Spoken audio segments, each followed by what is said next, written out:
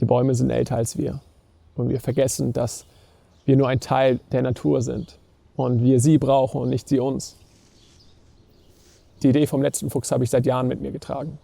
Es ist die Geschichte eines Jungen in einer Welt ohne Tiere, der den Bauernhof seiner Eltern vor den anrollenden Maschinen zu beschützen versucht.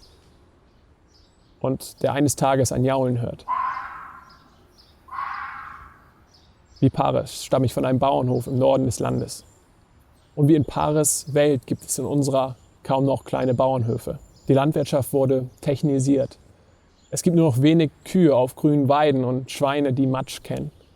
Wenig kleine Beete und knorrige Obstbäume. Unsere Nahrung kommt meist aus industriellen Fabriken. Die Bürokratie wird mehr und unsere Welt ein wenig grauer.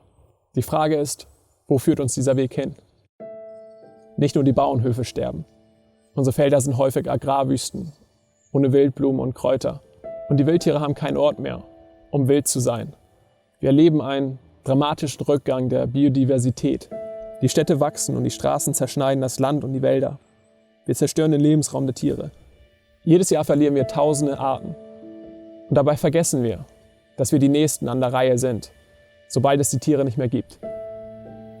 Es ist keine Pandemie, ausgelöst durch eine Krankheit, die unsere Existenz und die der Tiere gefährdet. Wir sind es selbst. Und doch geraten wir wegen der falschen Dinge in Panik, statt uns vor unserem eigenen Spiegelbild zu fürchten.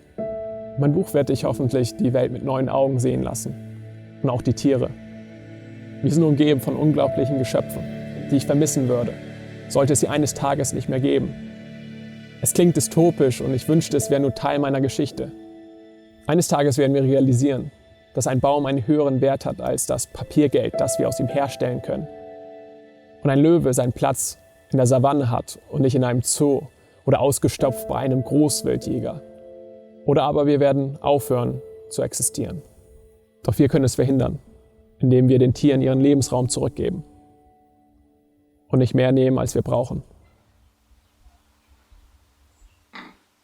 Es beginnt damit, dass wir den Wert eines jeden Lebewesens sehen und endlich in den Spiegel schauen.